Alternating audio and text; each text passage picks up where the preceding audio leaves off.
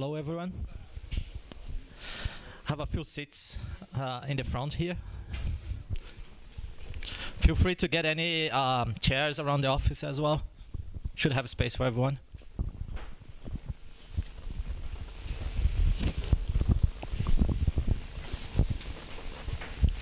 Sorry for starting a little bit late. We changed a little bit of schedule.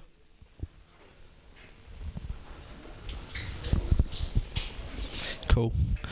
I'll just try to get a show of hands just to have some idea. Who is here for the first time?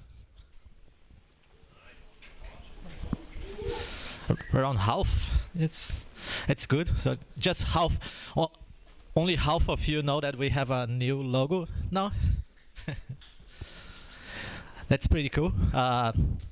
That's another thing that Contino helped us creating the new logotype. Before that, it was just one for the whole Australia IT.BR. Now we have one just for Melbourne. So, can you get the clicker? Sorry, I forgot to get that.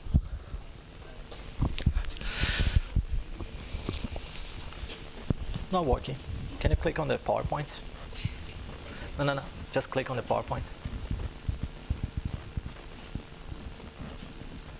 Oops. I'll help you.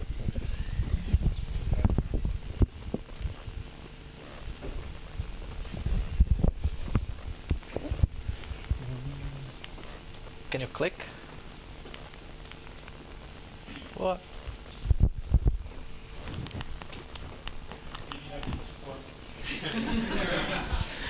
Any IT here? It was working 5 minutes ago. Anyway, can you pass the slide?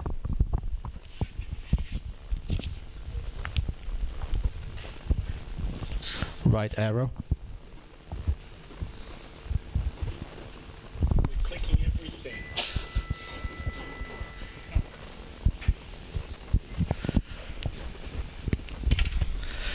If everyone got a sticker from IT.BR?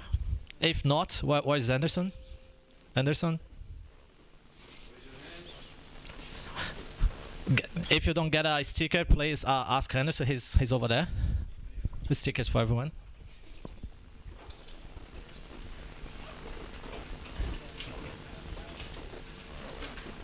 Have we turned it on and off again? That's the next step. Just some housekeeping. Toilets, I don't know if you know already, but you just go out here, go straight past the elevators, past the lifts, and you turn right. Emergency exit, it's on the left. If anyone needs to go downstairs and need to come back, you need to ask one of us to be able to unlock the lift. Where is Misael?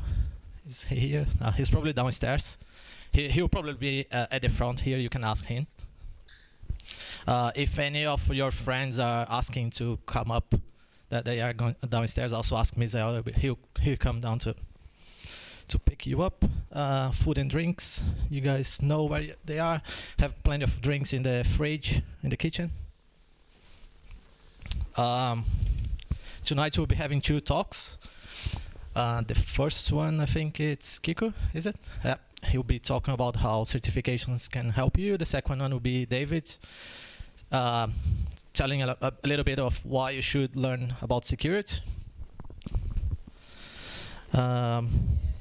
Is that working now? My clicker doesn't work. Yeah, another one. After the talks, so we normally do a little break during the talks. We are not gonna do it today. So if you wanna go to the toilet and have drinks, help yourself. We're gonna do both talks at the same, one after another. Misael, can you just show a hand? If you guys need to go downstairs, that's Misael to help you. After the last talk, we are gonna present about the DevOps Academy. It's another project that we'll be releasing next year. Try to help the community. I'll talk more about that later on. And then we'll have a little bit more of networking around here and wrapping up 8:30. After that, we usually go downstairs to have a few more drinks if you wanna go.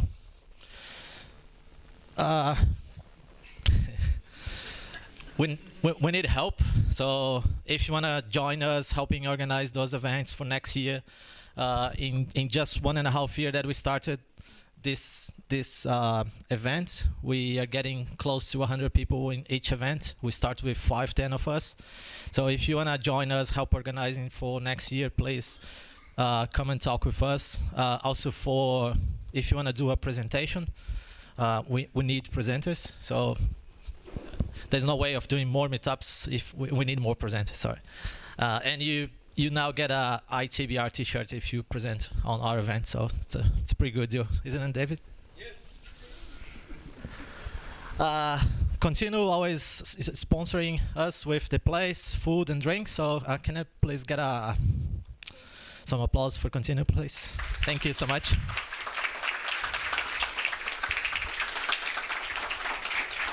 I'll get Simone to come and talk about Contino. Thank you. Hi, everyone. My name is Simone Okulac. Some of you know me. And it's been 4 months since I joined Contino. Basically, we are a global enterprise consultancy here in Australia, Melbourne and Sydney, also in London and US. Basically, doing cloud migration, DevOps, DevSecOps, data and platform, and analytics platform, and basically migrating to cloud and everything that comes around that. And of course, least but not less important, data governance, data strategy, and all that data management piece. And we are hiring. So if some of you guys are interested in here in Melbourne or Sydney, come and talk to me or some of the HR people. We have Val at the back. But basically, we are after cloud engineer, data engineer, and principal consultant, and for Sydney specifically, data principal consultant. So if you want to talk today or send your resume or email is in the slide.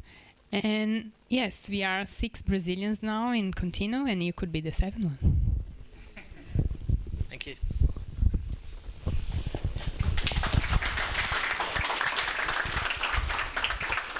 Yeah, there's plenty of opens.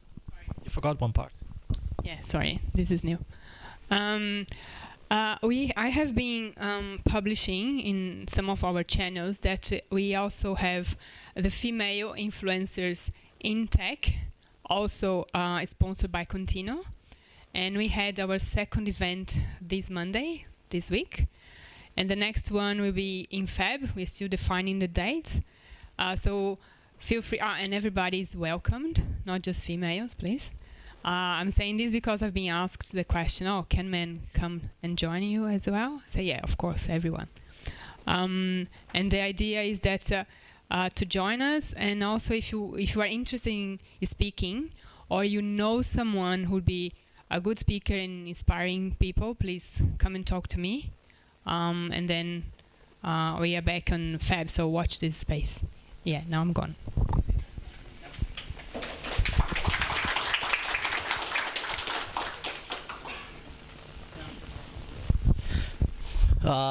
Coming next is these guys from JobXAI.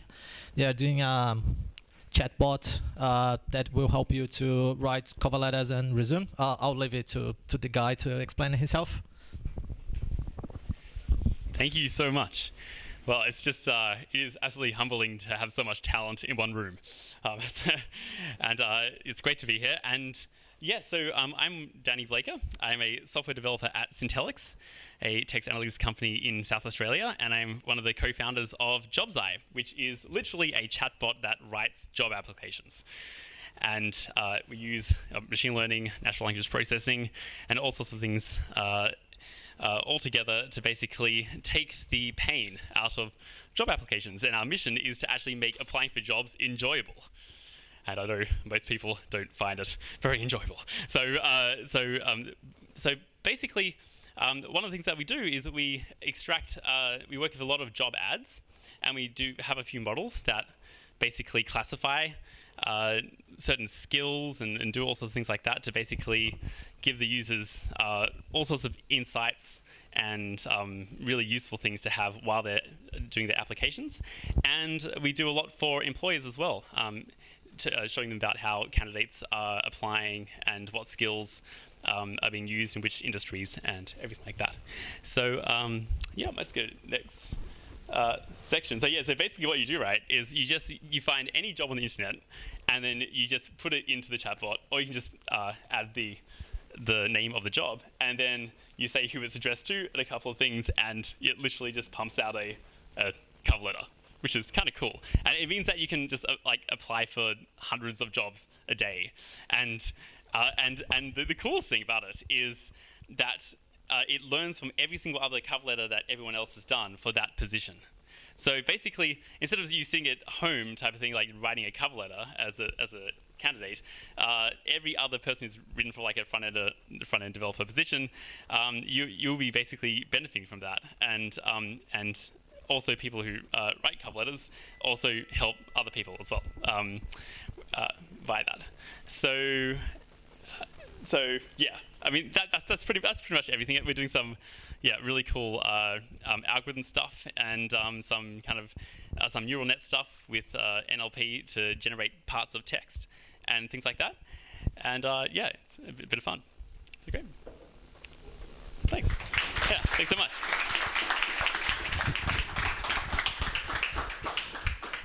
Do you have a slide with your website?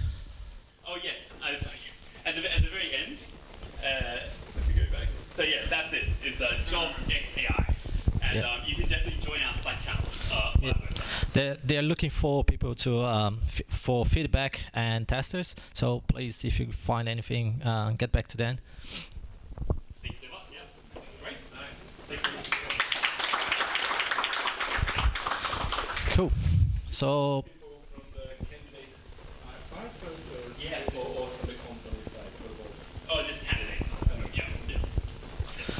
Cool. Let's get into talks. Kiko.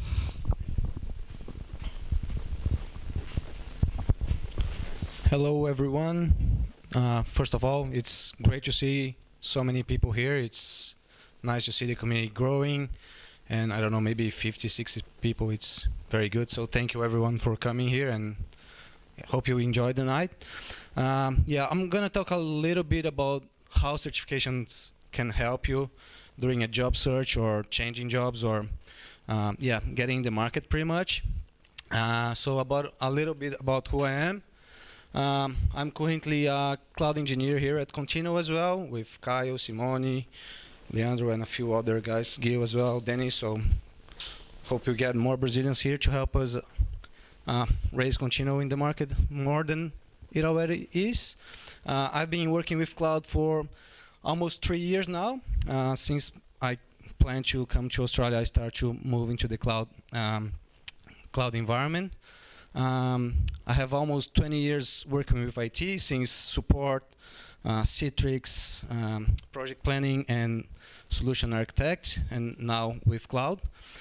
I have about all those certifications here: 8 AWS, 2 Kubernetes, 1 GCP, and 3 Linux.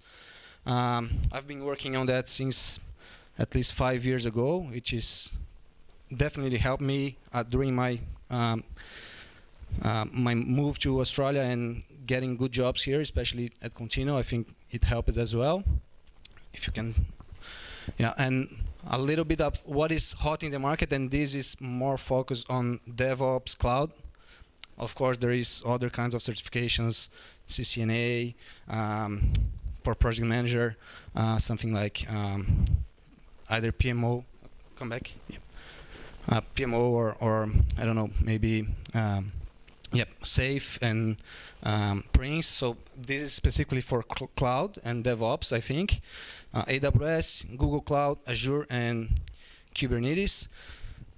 AWS have around 11 certifications at this moment. Google Cloud, I think it's 8. Kubernetes 2, and Azure, I think it's 10. So it's a lot of things to learn. I don't think anyone needs to know everything, but I would say that if you want to focus on something, just pick one, and maybe with Kubernetes, which is something that is really hot in the market right now, and you're probably gonna have a job if you certified properly, pretty quickly, I would say, because those things are really hot in the market at this moment. Next one. I'll focus more on AWS, which is my specialty mostly, and together with Kubernetes. And I think that this is one of the most common things that is asked in terms of cloud. I think AWS still is the top brand in the market for cloud and especially certifications. And AWS split their certifications into a few levels.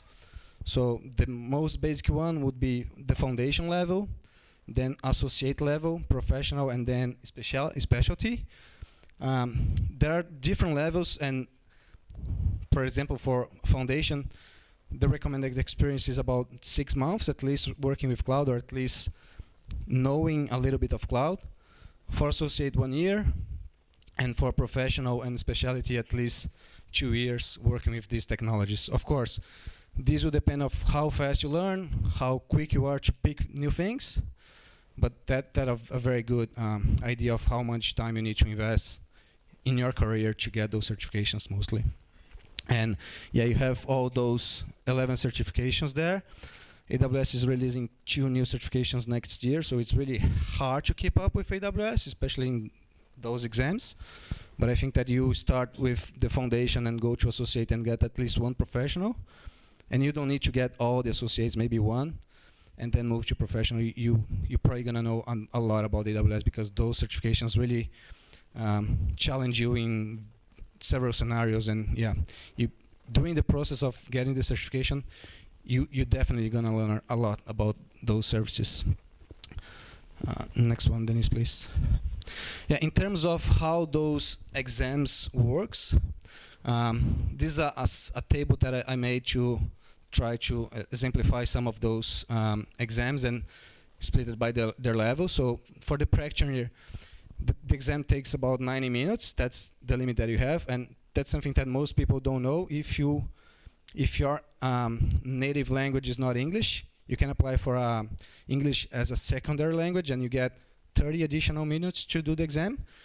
It might not be very important for the practitioner and associate levels, but for professional specialty is really handful.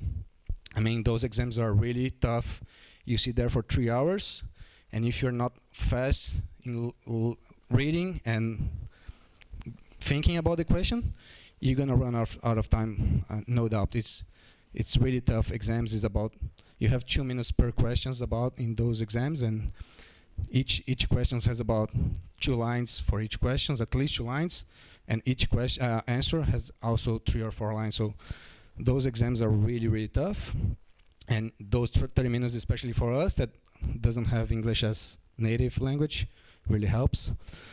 So the difficulty of each exam, so I would say that the practitioner is really, I won't say really easy, but if you have seen a few things about cloud and go through a course of, I don't know, maybe 6 hours, that covers pretty much the entire exam, which is really simple, the questions. The answers as well are really simple. Normally a single service or maybe 10 words is the answer. So normally it's pretty easy to pick up the answers and not that hard. For associate, it starts to get a little bit harder, but still I don't think it's really, really hard. Normally they have simple scenarios that the questions asks, and you have both direct answers and really simple answers with maybe 1 or 2 lines, so it's really not that hard.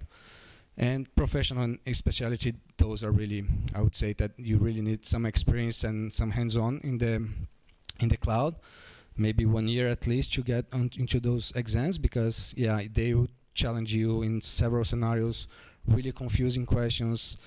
Normally 2 out of the 4 answers that they give are right, but you need to pick the most right answer. So if you don't have the real life experience on those exams, you might go to the wrong answer. But it's like I said, it depends how much you learn and how fast you learn. But I would say that without proper experience, you can probably get the practitioner and associate level certifications, but for professional, I would say that would be pretty tricky to get into those exams without hands-on at least 1 year in the market.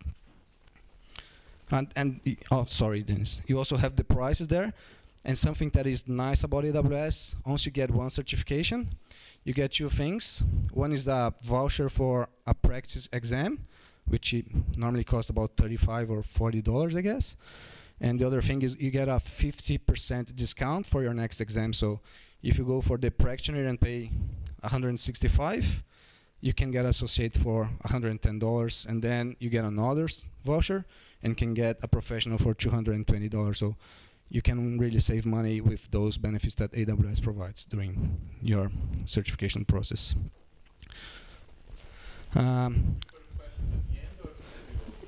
Probably at the end is better if you can hold. Just keep in mind those questions. How to tackle the exam, and this is not a recipe, might work for me, might not work for some of you. So this is how I did for all my exams. I know a few other people that also took the same strategy. So it seems to be working for a lot of people, but for you might differ. But basically what I normally do, I take an online course, normally from a Cloud Guru and Linux Academy. They have plenty of labs that you get at hands dirty on the services, so it's not only theoretical things. You really have to create instances and log into the instance, create services. So they are pretty nice, at least for the two initial levels, the practitioner and associate. Normally on those courses and also in the exam blueprint, they reference a lot of white papers that are created by AWS and have a lot of information about the exams. So I normally go through those white papers. They are kind of boring, normally 56 pages of only text, so it's not the most pleasant reading, but it's really helpful for the exam. Facts about the products, normally you have, I don't know, 150 questions about those services that get into the exam and good answers about that. Blog posts and reinvent videos. Those things I would say that is more important for the professional and specialty exams, but they are good learning as well. Then I take a practice exam. Normally I use the AWS provided one. There are a few exams that doesn't have in AWS, so there are still a few sites like Quizlabs and Udemy that provides a few of those practice tests for those exams. It's good to have this experience, and especially because they provide you some feedback on what you went good and what you missed, so you can focus your next phase of preparation through those practice exams. Just AWS doesn't provide that a lot, but yeah, it's really something that helps. Then I go through the course again, normally through Cloud Guru and Linux Academy or something else that I found during the process, just to fill the gaps that I missed in those first practice tests. Take another practice exam and keep in loop until I get into a good position to go for the exam, and then schedule and sit for the exam. So normally it works if you follow this, and I follow this for most of my certifications. The only one that I didn't follow this, I failed, so I should have learned from myself, so I didn't. But yeah, it works pretty well. I know at least 5 or 6 people from the Brazilian community that follows this and did well on the exam. Why get certified? I know that a lot of people don't believe in certifications or think that certifications don't bring the necessary knowledge. And I kind of agree with that, but only if you get a certification without, not I won't say enjoying, but doing the certification in the right way, right? I believe that most of you guys already saw that LinkedIn image where 2 managers are talking with each other, and one say, what if we train them and they leave the company? And then the other say, what if we don't train them and they stay? I like that way of thinking, but I think that there's also another way of thinking. And these conversations can happen inside yourself. So why would you learn? And what will happen if you learn? Will you change job, or you get a better job, or even know more things? But what happens if you don't get certified or don't learn? So it's tricky, because I think that with the market in the way it is right now, if you stop learning, you get behind. And especially in the DevOps and cloud area, I mean, there are tools every day. There are things that you need to learn every day. It's really hard to keep up. So I think that these conversations can happen inside you, and think why I should get certified and why I need to learn new things, and I think that it helps your brand, it helps how marketable you are, and definitely helps you get new jobs and better jobs, especially here in Australia, where we don't have a lot of background or a lot of people to help us in this process. So I think that certifications can help in a very good way. And from your perspective or from my perspective, what helped in me, when you get certified in the right way, so learning and going through the process, maybe some of those certifications can take you 3-4 months to get the certification. So during this process, if you can learn a lot, especially if you do it properly, and we definitely open new doors. I mean, if you have 3 certifications, I'm pretty sure that a few companies like Contino will get in contact with you through LinkedIn. At least you're gonna have a chance for an interview, because they know that if you're going through 3 process of certifications, at least something you should be knowing. So you will open a few doors, at least to participate in the interviews. And of course, during an interview, if people start asking questions and if you cannot answer, you show that you didn't learn properly. So if you do it properly, you're gonna be able to answer questions and discuss about the technology and why you would do something that way instead of the other way. So doing the proper way will help you in the interview as well, right? And from the company perspective, first thing, partners from those companies in AWS, Google, and Azure, they need people certified to get their partnership level. So they are always trying to, not a company like Contino will not hire you because you have certifications, but I know that there are a few companies, especially that are trying to get in a better partnership status with AWS. They might get you just because you have a certification that they need to improve that partnership. The customers of those partnerships, they normally ask for people that are certified, because it's kind of a guarantee that the person that will be allocated for the project, he will have the knowledge that will be needed for the project itself. So it also helps the companies in that way. And even without a lot of experience in the area, and I mean, I'm sure that the talent people will, seeing that you have gone through a few certifications, will see that you are willing to learn and willing to get into a project about that specific technology. So you're gonna be showing that you are doing by yourself, getting certification. So it's good for your marketing. So just recapping here on the key points about what I told. So certifications can highlight your profile. A few talent people look on LinkedIn by the name of certification, so you can pop on those certs sometimes, so it's good. Do it properly. Don't try to shortcut. Don't try to just go through a very quick course and try to sit for the exam. If you don't have the knowledge and the experience in that, just trying to get the certification, probably going to be hard. So try to do it properly. Try to learn and enjoy the process, because this learning will help you in your career. There's no need to spend a lot of money. The training materials that I use cost $20 per month. So I mean, I used to do trainings with VMware and Red Hat, $4,000, $5,000, and it's $20. I mean, you should have that money to invest in yourself. So it's not that costly.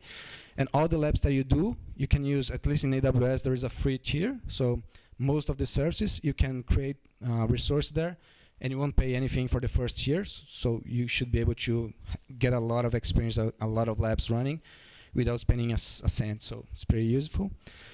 And use the practice exams for filling the gaps. I mean, those exams, they provide very good feedback where you're failing, and you can use that for improving and focus your learning in that, right? That's pretty much it. Questions, I think, Danielle? Yep.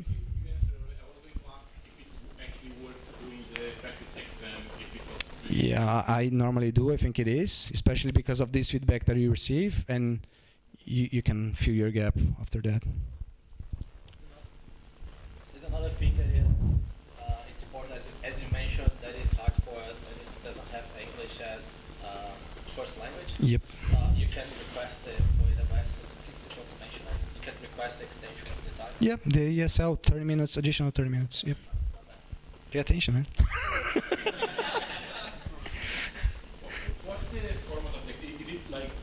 place here in Melbourne? Do we have to go somewhere? How For the exams, the cloud practitioner you can take from your home. You're probably gonna need to have a clean room and show your laptop needs to have a webcam so you can show your room is empty. There's no one there. For the other ones, there is about 6 or 7 places here in Melbourne that you can take. Most of them are here in the CBD. I would say try to avoid the kiosks ones because if you have an issue, it's really, I mean, it just messes with your, because I mean, especially those more hard exams, you need to be very calm, you need to be very focused because 3 hours might not be enough for the time. So if you get nervous because the validation of your ID is not working and you might get stressed and then it's not necessary. So try to focus on the places that doesn't have kiosks. It's just someone that picks your ID, validate and put you in the PC. If anything goes wrong, you can talk to that people. So try to focus on those. And for Kubernetes, for example, you can do all from your home as well. Google and Azure is in a site similar to AWS as well. Have you on Azure and all the 4 of them, right? You can make Yeah, I'm just doesn't know about Azure because I have no certifications about Azure. But for Google Cloud is similar, and for Kubernetes is similar to the AWS Cloud Practitioner. You just do from your home. Yeah, I have no idea, man.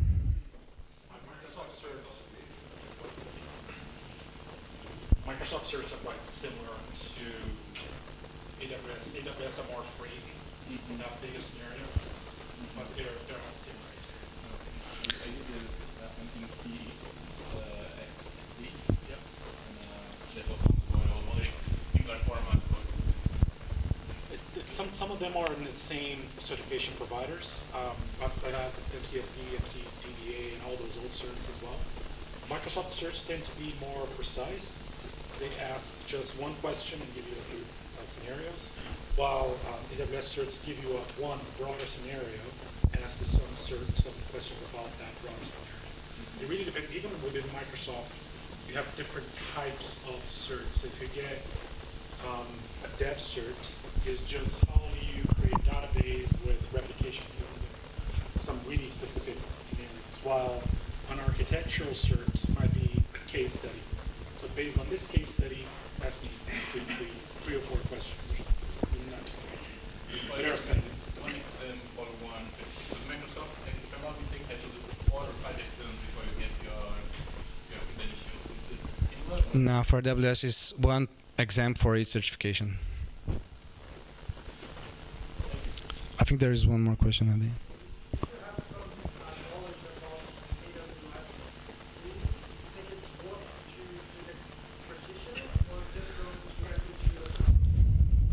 I would say go for the practitioner because you're gonna have a certification, at least the second one for half of price, and during the first certification you're gonna have a feel about how the certification works.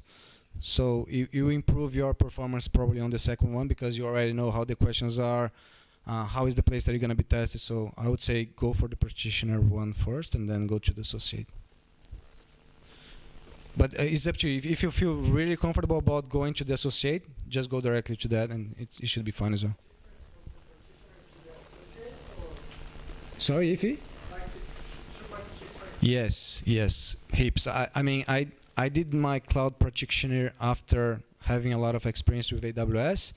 It took me 20 minutes to go through the exam. It's really simple question, simple answer, simple question, simple answer. And for associate, it's normally a more detailed question where you need at least to think a little bit. So I would say it's big difference. Yeah. There's one question here for us. Just. It's not a question, just adding on what you said. For AWS partners, they will need the basic one, cloud practitioner. They will need the cloud practitioner to rank up in the AWS partner level. Doesn't matter how good you are, how big the company, they will need cloud practitioner. And I took the cloud practitioner just because Contino was needing in some of the cloud practitioner certifications, so I did. But yeah, it's good to add, some people will need just for yeah. Yep. As I'm from network background, so is it helpful for me to do the cloud, like cloud certifications, or the CCNA? Yeah, if your background is networking, yeah, there is one specialty for AWS, which is networking, focus on network. I think Google also has one of these. I'm not sure about Microsoft, but I think those helps because it covers all the connection that you need to do between your data center and AWS if you have a hybrid scenario with cloud and on-prem things.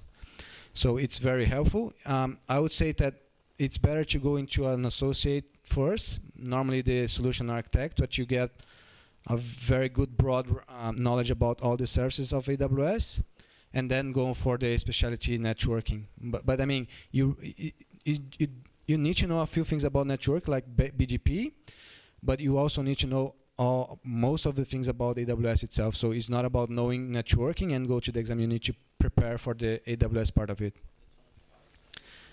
Yeah, I mean, for some people it was one of the hardest. For Kyle, for example. For me, yeah.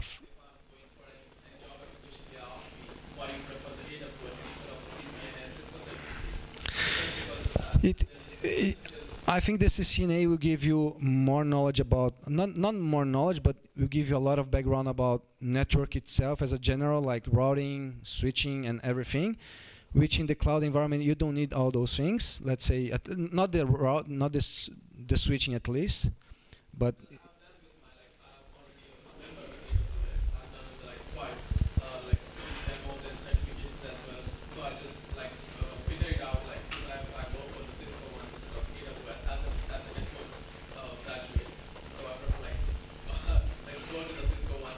yeah, if your focus is on network, the CCNA is way more important than the AWS for sure.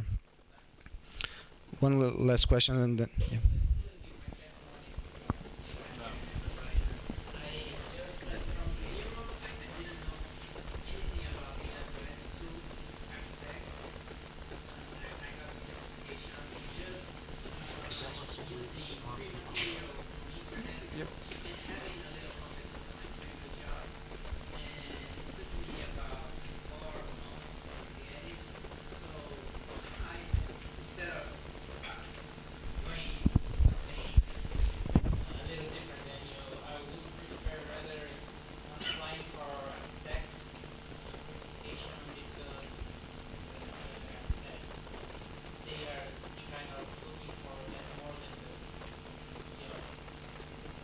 Yeah, I would say it would depend of what you want to do. And you mean about the professional one or the associate level? Oh, yeah, definitely, it's not that hard. I mean, I would say that the professional requires a little bit more experience, but the associates, I agree with you. I mean, if you spend 3 months studying that, you should be able to pass, I mean, easily.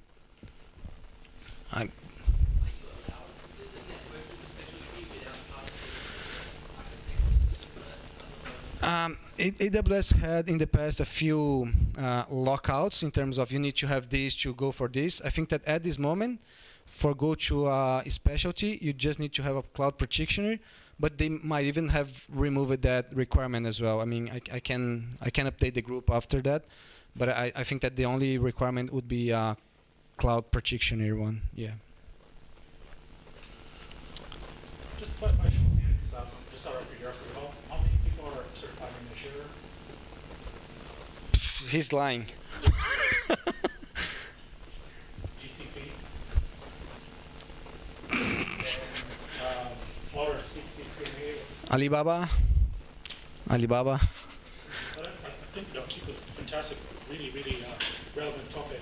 Certifications are a fantastic way for you to get not only experience, but strongly do it. Yeah, will definitely help me. I know helped a few of other people's here in the room, so yeah. And if you have any questions after that, just hit me up. I'm gonna be around. Thank you very much, guys. Thank you, Kiko. Kiko is also one of the main organizers of the IT.BR. He spent a lot of time of his own helping organize this. And saying that, I would like to ask you one more round of applause for everyone that helped to put together this evening for us.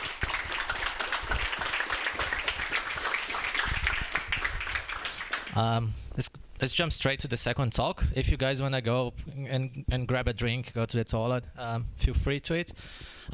We'll go straight to the next talk so we can go back to the networking, which is the more important for us this evening. I'll pass to you, David. Okay, so first of all, thank you guys for coming. Thank you, Contino, for sponsoring and the guys for organizing it. So this is me, and I'll try to convince you guys to switch to security, basically, in a nutshell. So I think you missed one slide. Should be who am I, isn't it? No. Okay, doesn't matter. So I'll say anyway. Keep it there. So basically, no, wait. Just a bit of my background. I'm here in Australia for 1 year already. I got sponsored. I came in as a student. I got sponsored 6 months ago. I had a background from security back in Brazil. I worked for the last 3 years in Brazil, working for mostly like banks, healthcare, and like big companies, doing a bit of everything, blue teaming, red teaming. And I came to Australia as a student, spent 6 months doing a bit of everything, like casual work. Got sponsored, got back to IT, got back to security, and now I'm like halfway there to the PR. So a bit lucky, a bit right person, right skills, right time. So my talk will be like a show of hands. How many of you work with security? You have like a security role?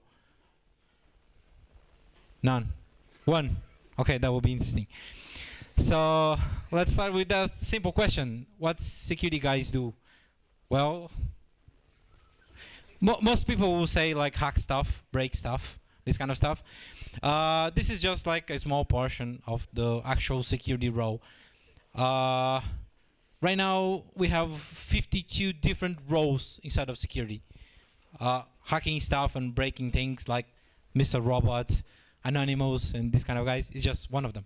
So they a lot of work, and we need a lot of people here in Australia. So I put there a few roles, the ones that I like most, and I think there's a lot of market for that worldwide. So first of all, code auditing. Like some big companies, they need people to like understand coding and understand security and best practices to help them to create secure code. So it doesn't matter like you are the best developer out there, but you create a silly mistake and everything goes public and some breach happens. Your company lost a lot of money and it's kind of all on you. So they need some security guys to teach the developers and help everyone to create like secure code. The second one, policies and reporting. Some people will say that it's boring. I agree. I do a bit of this, and I quite like. But overall, it's boring. It's like just paperwork. Create policies, do some auditing. Like for example, understand how a service work. What are the risks and all this thing that. The things that is exact, like this kind of paperwork. There's also research. This is very interesting. You kind of need to be a little bit of genius to go to that path, but you can get a lot of money. I don't know if you guys know about the company. I don't know if they're a company called HackerOne. They have some bug bounty programs. I met one guy once, a Brazilian guy back in Brazil. In 1 year, he made almost $1 million US working for this guy for doing research. Basically, in his free time, he looked for software, trying to find bugs, and then with this bug, he created some proof of concept to exploit that bug and grab any sensitive information, and he report back to HackerOne. HackerOne will help approach the company that created the software and get some reward for this finding. And like some companies paid a lot of money. For example, right now, if you find any flaw on iOS devices or any Apple devices, you can get like $500,000 for one bug that can be exploitable. We can get like user information. So $500,000 is a lot of money. Android, same thing. It's 300 something, 350, if I'm mistaken. Next one, Blue Team. Blue Team is the guys that basically work protecting companies. They work in cyber security operations center called SOCs, NOCs, incident responders are the guys that deploy solutions, and like you guys from DevOps probably will say that we make your life harder. It's true sometimes. But we create this policy, these guardrails to make everyone secure. So this is kind of our job, and it's really, really important. In the other side, there's the ready teaming.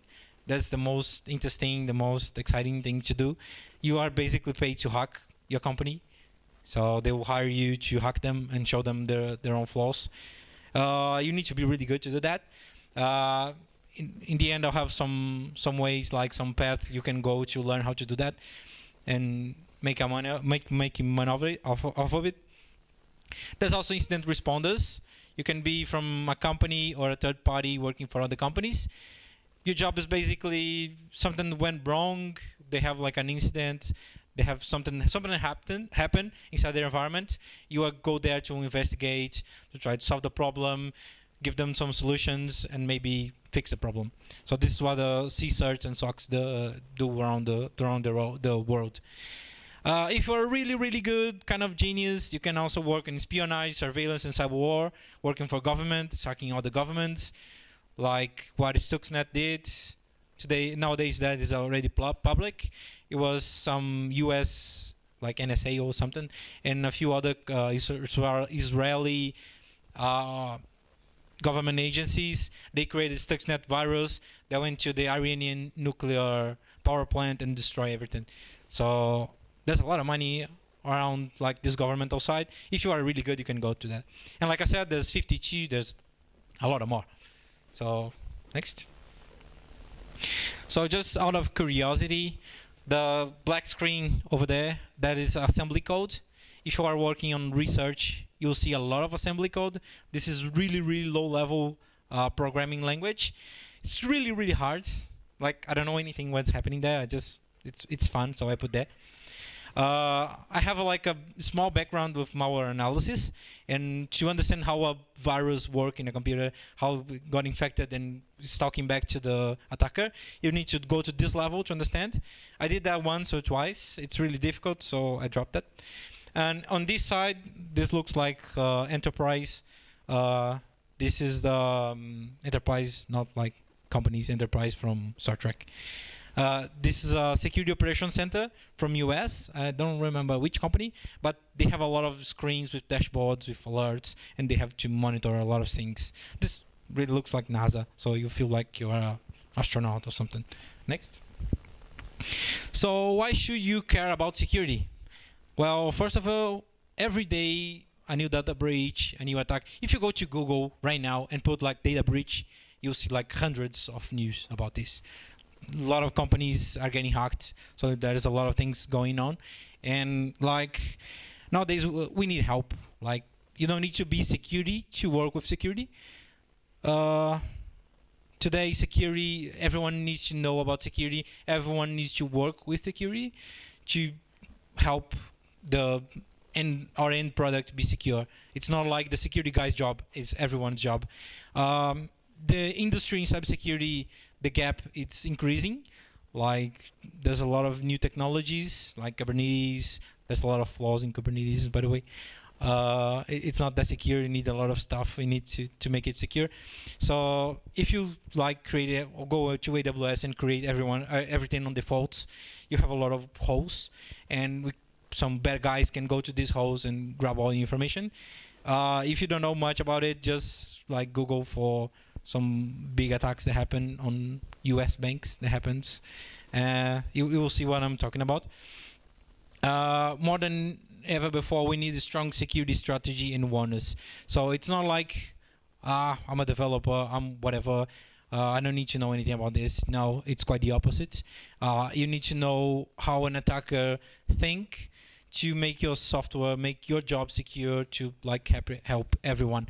And us from security, we will be like less putting controls, putting things to make our hard difficult, will like teach you, enable you to do this kind of stuff and make your own self software or whatever secure.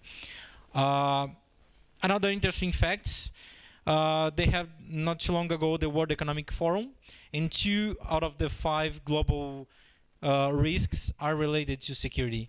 To be like more precise, are data fraud or theft and cyber attacks, like governmental or big enterprise ones. The other 3 were like global warming and other like big accidents like hurricane, this kind of stuff, storms and this kind of stuff. And if you work in security, you have a job guaranteed for life. Like there's a lot of opportunities. If you manage to get one job, you have jobs for your whole life. Next. A few more interesting topics. Attack surface grows each day. So in the past, we only have computers. Nowadays, we have like computers, smartphones, smart house, like those crappy coffee machines, smart coffee machines or whatever, smart fridges. They can get hacked. Usually these IoT devices, they don't have that much support, so they easily hacked. And you can compromise in a whole, I'll have an example after. You can, for one small device, you can compromise in a whole company. Cloud will solve some problems. So like half of your problems, for example, in AWS, they have the shared responsibility model. So they will take care of half of your problems, and you only have to deal with half of it. So it's a bit easier, but in other situations, you have other problems that you never had before. For example, if you create anything, you will be, if you use the defaults, you create any server, you'll be exposed to the internet. So you need to think of these additional variables. And interesting fact, Australia is the leader in public cloud adoption. 1/3 of all the companies in this country are using some cloud. AWS, GCP, or Azure, or whatever. Cybercrime is really profitable. So if you want to go to the dark side, you can have a lot of money, but you end up in the jail, that's for sure. But you can try. If you want to sell in the dark web, one record of personal information, like name, like a set of records with name, address, email, phone number, you can sell for $148. And if you have like healthcare information like diseases and blood tests, this kind of information, the price is even higher. Also, ransomware, the kind of malwares that block your computer, encrypt everything, you need to pay a ransom to get your files back. Some campaigns of ransomware, they can get like 1 million each day. It's a lot of money. So one hacker can get like 1 million each day for these malwares. A lot of people, like it's something around 5%. 5% of all the incidents they like pay to get the files back, and this 5% is 1 million each day. So, but like I said, you're gonna get in jail somewhere in there. And this is just the beginning. Like in the past maybe 20 years, people start to look about security and focus on that and try to make things actually secure. And that's like just the beginning. We have a lot of work to do for the next years. Next. So okay, I got you guys' attention. You wanna know how and what is expecting if you guys go to security. So in this year, this CETA, I don't remember what this acronym means, but it's a government agency. They create these reports about the market, and nowadays in Australia, from this year to 2026, there will be 18,000 positions available in security, in the 52 different roles that I mentioned before. And Australia can only supply 500 each year, so we have like a gigantic gap. So you still have chance. And a global, I also found another report from US that says in a global level, in 2021, there will be 3.5 million jobs available. And we definitely don't have that amount of people working on security worldwide. Job postings on like Seek, LinkedIn, and these other websites, they grow 3 times faster than any other IT field and 12 times faster than any other profession or skill you might have. If you go to like any these job sites and look about security, you'll find a lot of positions. And salary payment here in Australia can range from 100k to 300k. That for analysts and consultants. If you are like chief information office, CISO, executive level, or manager or this kind of stuff, you can get even more money. So it's a considerable amount of money. Next. So I'll explain here like how a basic attack, like these guys go to like YouTube, and with a 20-minute video, they will learn how to do that. And if you are curious, just put like how to hack Windows in YouTube, you'll find a similar tutorial. Next. So everything will start with a messaging app or something. That could be SMS, that could be WhatsApp, that could be email or something. You will receive an email saying like, this is from the taxation office, you need to pay something, click here. Or we are the police, we are trying to, you have something missing, click here. Or we have from the post office, you receive a package, click here, this kind of stuff. They'll try to put fear in you or try to hurry you up for something, and you click it, and you next, and you go to a web page. In this web page, sometimes you'll see they will ask for credit card information. Sometimes if it's like an Android, they will ask for like download an app or something. They can install a malware in your machine. This is just specifically for mobile devices. So your device access one page and got compromised. Next. And this will happen even in iPhones. Like if you guys think iPhones is too secure, it's not. Same thing. Okay, your phone is compromised. What's next? First of all, you send the same message you receive for all your contacts. So this is another thing. They could send a message for your contacts, and they will think that's come from you. They said, "Oh, my friend sent me a message. I'm gonna look." It's kind of weird, but I'm gonna look anyways, and your friends get compromised as well. Next. But at the same time, this malware installed in your smartphone will try to probe your network. Like if you're at home, they will try to connect to other devices. They will see other devices connected in the network. They could do that autonomously, or the hacker could do it like manually. That's the both kinds. And they'll try, for example, if they find, for example, a Windows computer, they will scan it. They will see this specific version is vulnerable for this specific piece of code. They will download that to your smartphone and launch an attack and compromise your computer. And they will do for every network you connect. Next. So your home network will be entirely compromised, and your office or business work will be also compromised. And then from that, they can do whatever they want. They can exfiltrate data. They can try to like lock your computer and ask for ransom or whatever they want. They could even use your machines to launch an attack to a bigger company or big target. For example, this is basically how DDoS works. They hack a lot of bunch of people, and they made these bots or zombies to connect to one specific place, and this specific website or service cannot handle all these connections and start to like dropping connections. So this is how a basic attack works. If you download like Kali Linux or any other like hacking Linux distribution, and look on YouTube, you can learn that in like 20 minutes. Next. So I have here, if you guys don't know, I grab on like the internet some news articles about recent interesting cases. So just for you guys have an idea what is happening right now. Next. First one, death by hacking is no longer a far-fetched idea. This is like 1 or almost 2 years old. This happened when a guy on the intensive care, like breathing through like some equipment in the hospital. The whole network of the hospital was compromised by a ransomware. The systems like are smart, and they could not talk to each other, so they stopped working, and the person in the intensive care died. That happens once or twice already in 1 or 2 years. So people actually died because of a malware or a cyber attack. Next.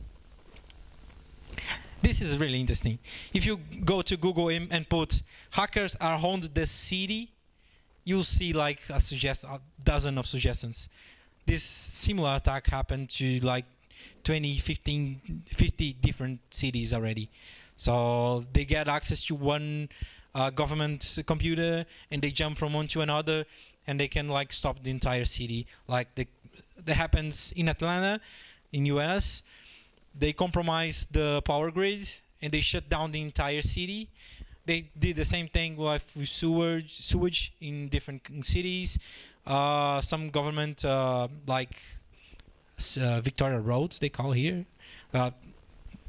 Similar counterpart to Victoria Roads in different countries. They did the same thing. Like they blocked the entire department. So if you need anything, you cannot even use the government services because it's everything blocked. In this specific case in Atlanta, they lost everything. They had to create the whole system for the whole entire city from scratch. And the one that I mentioned before, Stuxnet, they did the same thing like 10, 15 years ago with a nuclear power plant. They could recreate what they did with Chernobyl. That was possible. They didn't know that if that will happen or not. But just for you guys to imagine the magnitude of the attack. Next. So this one, really interesting. I met the guy that did that back in Brazil. Hackers remotely kill a Jeep in the highway with me in it. Well, me was the journalist. Basically, the Jeep Cherokee, they are like smart cars. They are connected to the internet through a 4G network. And for some reason, if you are like close to the car, you can tap on that network connectivity and send commands to the car. So what these researchers did, they basically got the entire control of the car from a laptop, like in a different car. And they had all the steering wheel was like digital, and they could like change the steering wheel, change the brakes, change all the pedals, all the shifter and everything, the lights, everything. They could control everything. In this specific case, they just turned the wheel and the car went to the grass. No one died, no accident, just to prove the point. That was like researchers, not criminals. Next. This is really interesting. The inside story of how hackers destroyed Matt Hanon's digital life. I don't remember why, but this went back to when Anonymous was a big thing. They were doing some big attacks, and this guy posted some article. He's from Wired, I think, and I'm not sure, but he's from a big U.S. company, and he posted an article about Anonymous and how they are bad and this kind of stuff. And this guy didn't like it. Those guys didn't like this post, and they went to all these network, all these services, and hijacked everything. For example, they started calling Amazon, and they said they tried they said they were Matt Hanon, and they said, oh, I forgot my password or whatever, and they asked for, what's your credit card number? And they, from some reason, got somewhere else the credit card number, and the person in AWS call center reset the password, send the password to them. They, with Amazon account, they could jump to his Apple account, and they wiped all his devices. And then from that, he jumped to one another thing and started deleting and blocking everything. And he basically lost his entire life just because of that. And he had to create everything from scratch. And doesn't sound like that much, but back in US, the social security number is kind of connected to a digital system in the government, and they got access to that, and they basically destroyed his entire life. Next. So you want to learn security? It's easy. Just need to learn all that. Like, it's really, really small, but it's a lot of things you need to learn. In that, you can find like a lot of blogs to get the news. There's some recommended certifications specifically on security. They are kind of expensive, so you need to save on that. There's some like low-level, entry-level resources and articles you can see. There's like podcasts, news. There's some challenges if you think you are like already getting used to it. There's some machines you can hack and do some like they call capture the flag CDF competitions. You can go there, hack them, and you won't go to the jail. It's like legit, safe. You can just go there and test your skills. There's some training and courses. And next, you can get everything from there. I created a post with the QR code. There are all the links that I showed before. Just need to scan the code and all the links will be there. So I think it's easier this way. You can get everything from there, like all the recommended courses, training, certifications, blogs, and blah blah blah. No, it's 100% secure. It's safe. It's safe. I'm security guy. Trust me. I'm security guy.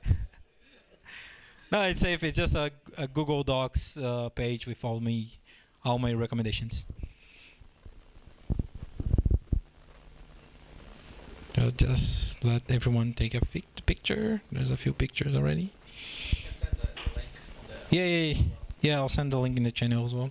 And that's it. If you guys have any questions, toward me. Yes. Pretty cool career seems to be. Yes. Question, if you allow me, a couple of quick questions. First one is for these people that just study with IT. What's the right path to take and start a career in security? Second one is if you are in IT area like infrastructure or DevOps or whatever. So what's the best way to migrate to the security area? Mm-hmm. And also, how is the life IT security professional, the work life? Mm-hmm. Part life or work life, or is it something different than that? Okay. So, no, that's okay. So first one, if you are just starting, you can grab in that link that I show you. There's a lot of recommendations. There's a lot of courses. Some of them are free. Some of them are like from Linux Academy. It's like $20 per month. You will need to know a bit of networking and how systems work. So if you don't have this knowledge, you should go there first and then go to security, because if you don't know how your system, the system you are using, if you don't know how it works, it will be harder to understand how an attack works and this kind of stuff. So you should learn this first. For me, for example, I'm awful at coding. I suck. Like, I know a bit of Python just to create some scripts if I need to, but I'm awful. If I need to spin up like the ops side of DevOps, if I need to spin up something and manage a Linux server or whatever, I can do it. I'm not an expert on that, so my background is the best experience that I can show you. Like, I know a lot of security, not much on dev, not much on ops, and I'm managing it. If you know a bit of one of these two, you'll be like way ahead, because you already have the security, DevOps, and all this kind of stuff. They share the same background. So if you already have experience using one of those, to jump to another one like security or whatever, any other area, will be way easier. So even like if you know how to code, if you are a good developer, you can get in some roles that I, for example, cannot go. For example, I cannot audit any code because I suck at coding. So you can create like tools specific for security. You can be the best of two worlds. Like for me, for example, I can only do security focused stuff. Okay. Okay. And the third one, how's the security life? Well, similar to any IT profession, you need to learn a lot. You always need to learn what things are happening in the moment. See news, podcasts. Need to see this like every day. That will need to be your life. If you want to, it's not necessary, but if you do, will be better. Do some labs at home, try stuff like the challenges I showed. There's some VMs on the web. You can like basically register in these websites, download the VMs and hack it. And the life in cybersecurity is quite challenging and it's fun. Like if you are like doing this research, trying to hack into these VMs, when it's like frustrating, but when you get there, when you finally find a bug and get in the system, you feel like so great with yourself. So it's quite rewarding. Yes. Do you know any environment that you can simulate an attack like safely? Simple stuff like web applications and this kind of stuff and softwares. You can download like VirtualBox and go to these sites that I recommend. Download the VM already done and hack it. They have a few. I just created an account today on hackthebox.com.au, if I'm mistaken, and they have like 100 different vulnerable applications that can go there and hack it. So you can grab that ones, or you can register to a more expensive course, and they will give you like a whole environment. For example, the most renewed certification that exists on security is called OSCP, Offensive Security Certified Professional.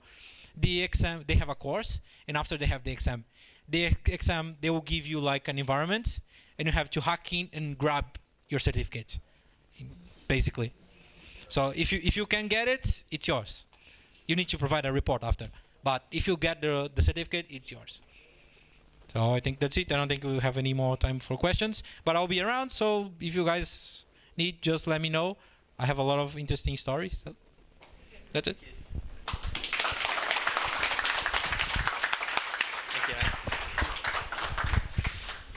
Yeah, that was pretty good. Thank you so much. David just moved over to Melbourne less than a month ago, and he was pretty keen to come over and do his talk. Thank you so much for that.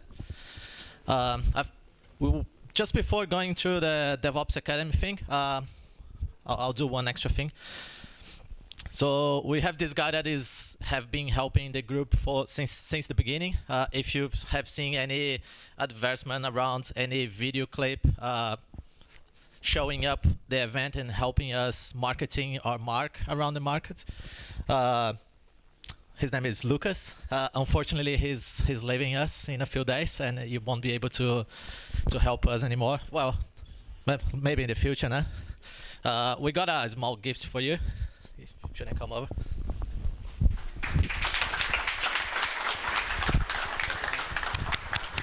Really appreciate it. Thank you so much. Is any of you not into either WhatsApp or the Slack from the group? The new ones? Cool, that's good. Just to be aware of the next events. So the last thing of the evening will be about the DevOps Academy. You guys are not in the WhatsApp group or Slack of the IT.BR?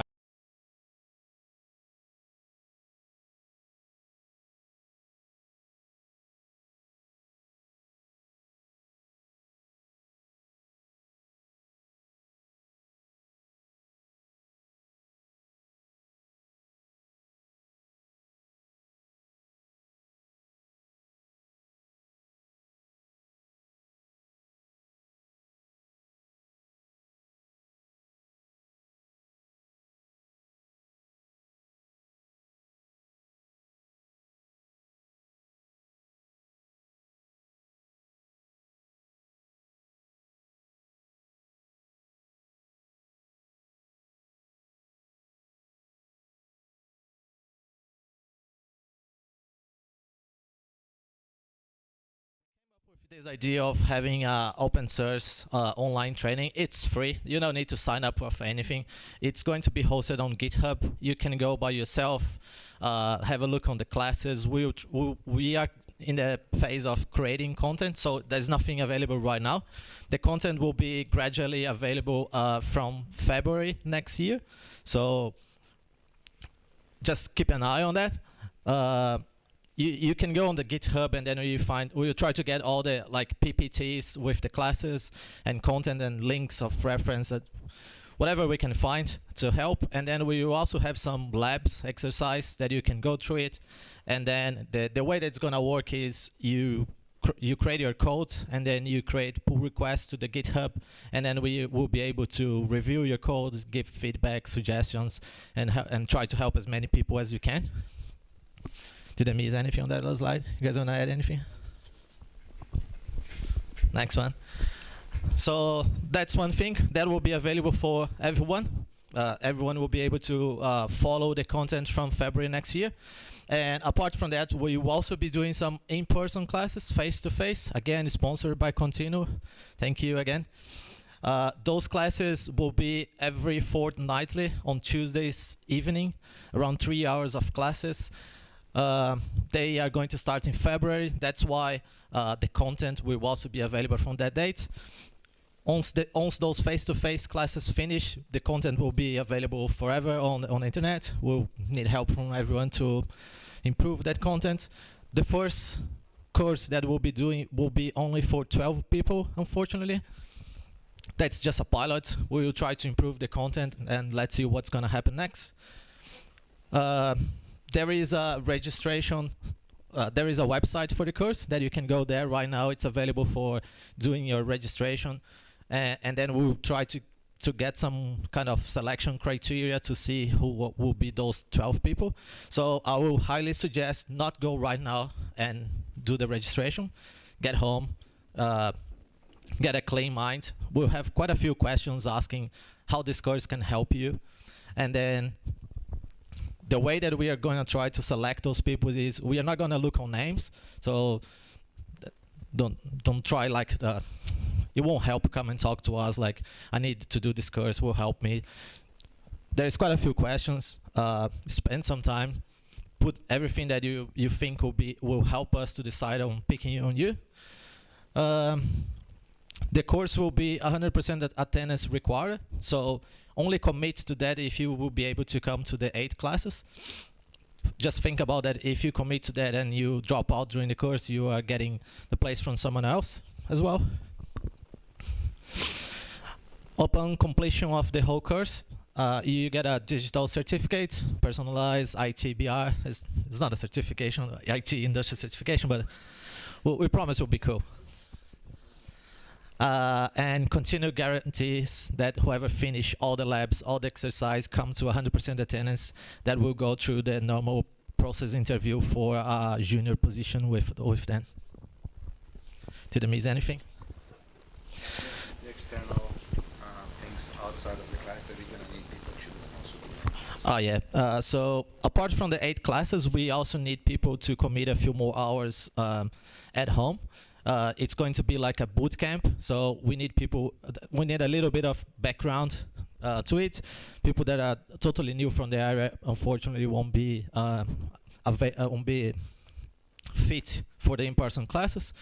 Again, you can still go through the GitHub and do by yourself the course, and you have all the feedback from us and the reviews of your code.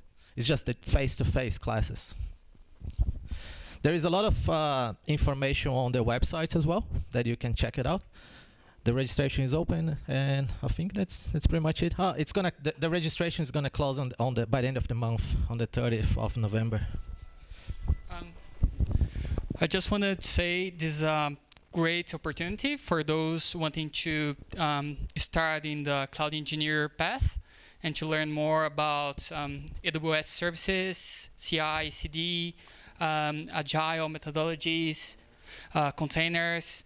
The content is introductory, so it will require this time at home doing the exercise and labs, as Kyle mentioned.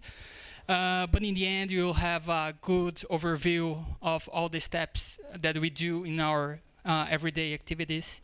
So yeah, it's a really great opportunity, and it's a way of giving back a little bit what we've learned this time, and put in a format we offer the content as other people also can run these classes in person if they want to. That's not just us. We are doing this pilot as 3 instructors for now with 12 people, but we want to improve and scale it if possible. So yeah, that's it. Yeah, just one additional thing. I mean, the idea is to get the person ready for a job in the DevOps area. So part of the training will be that the person will be delivering a project similar to what we do in our daily job today.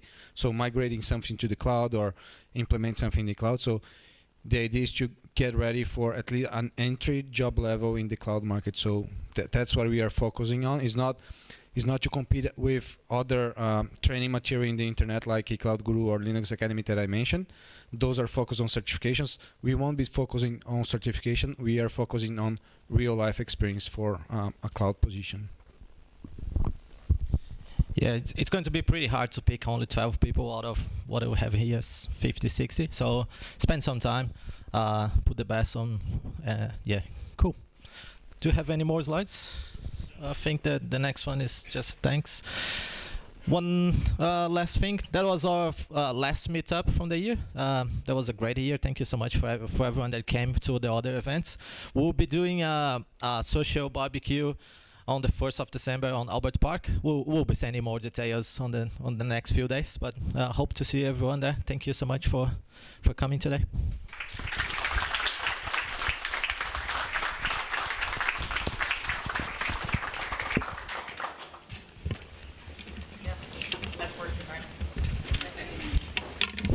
Networking time.